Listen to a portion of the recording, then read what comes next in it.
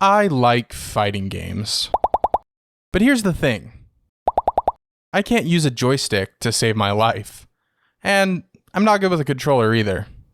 I do use a keyboard every day though, so that's why I made this. This is the first version of the fight key. It works great, uses blue switches like I like, but the quality of the build itself is not great and it's kind of small. So I made another one. This is the fight key wide. I'm going to show you how I made it. This is the code, link to the GitHub in the description. Let me walk through it. So first we have tiny USB config, and we have USB descriptors.h and .c, and basically all this stuff starts to do is tell the computer what kind of device we are. It gives it all the right information. So this stuff tells it that we are going to be a gamepad, and we're going to send gamepad inputs. Originally, I actually used a keyboard, and you'll see that later in the code. But now I use gamepad because it works with more games. So yeah, let's get into it. So at the top level, we have this controller interface, and you'll notice it basically, you just say, hey, give me the state of the buttons.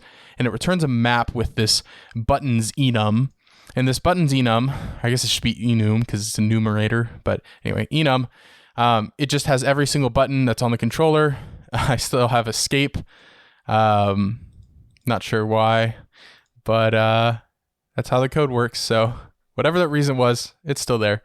But anyway, so it uses this enum as kind of a general interpretation of the buttons, so that I don't have to, if I wanted to change and be like, oh, I'm going to use I2C and pass in a keyboard matrix or something, I could, and I wouldn't have to change a whole lot of code. I just have to update the underlying implementation of this interface. And so this interface is actually implemented by this GPI controller class. And so basically, under the hood, what this GPI controller class does is it calls this GPIO get function, which is just a reading the GPIO pins, right?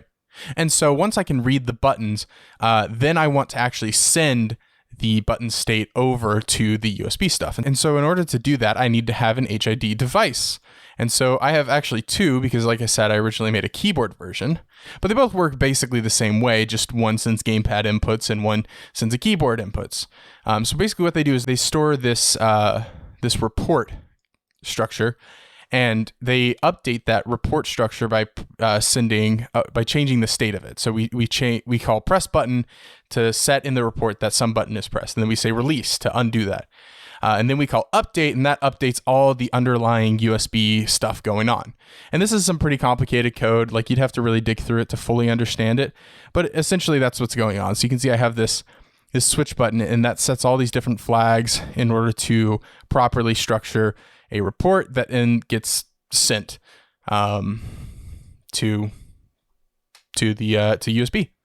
So yeah, and so once you have all that, then you can do a main thing, and then you can go into the main function and put them all in a loop and call update. And then anytime you want to change something, then you just say, okay, give me the state. Is it pressed? Okay, then it's pressed. Is it not pressed? Well, then it's not pressed. And that's about it. So yeah, now let's go to the PCB stuff. Looking at the PCB, it's pretty simple. I have some buttons, and they each have pull down resistors. They default to 0. And I attach those all to GPIO pins, which then back in the code, I map that out, and I give it as the initial configuration to the GPIO controller class. And so yeah, this is pretty simple, but you will notice there's one caveat, and that's that the board is actually split.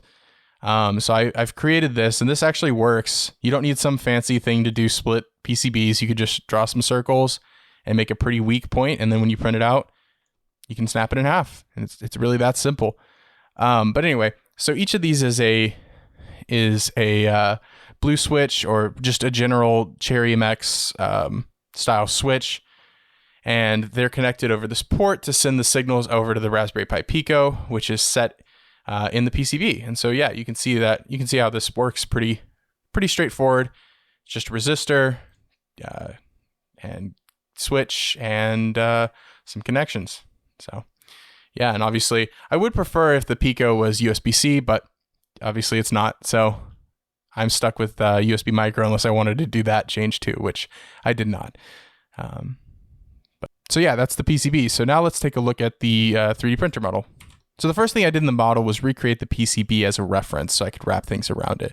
And I actually have a whole set of parameters. I actually have a whole set of parameters down here to make that easy and consistent. So you can notice up here there's an alias. And so I have like the width of all of the caps, which I measured with a caliper and recorded down here. And so I use those as formulas in order to get everything all right. So coming back to this, then I modeled the bottom pieces. And so you can see these are just basically rectangles with a little thing to hold the PCB. And then they have some roundings that look nice. And then underneath, you can see I have a place for the nut to go in for bolts. And then basically more or less an M3 screw. And so yeah, that's the bottom. And so then the top is basically the same, but it's got a couple caveats. So the top pieces are basically the exact same, with one exception.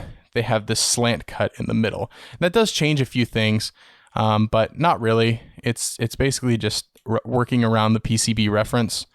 I made sure to give a hole for the for accessing the USB of the Pico.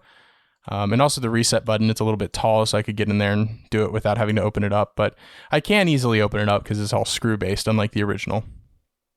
But yeah, I mean, that's about it with the model. And then I 3D printed it. Now, real quick, I want to mention PCB Way. PCB Way is a website where you can order PCBs. They also have a host of other services related to PCB manufacturing. When you go to order, they give you all sorts of options to customize your board and make sure it comes out exactly the way you want it with the materials you want. They even have a viewer where you can put your Gerbil files and see how they'll turn out after being manufactured. I want to say thank you to PCB Way for providing the boards for this project. Okay, so looking at the game, I can do all these basic movement, like, your left and your right, and like crouching, and jumping and all that stuff. And then I can also do, basic inputs like Hadoken here and, just all the different, punch, medium punch, heavy punch, all of them, do my ultras, do all the kicks, everything like that. So yeah, you can kind of see how I'll be playing it, and stuff like that. And yeah, it feels great. I have control of my character, which is not something I could say with a joystick. So yeah, feels good.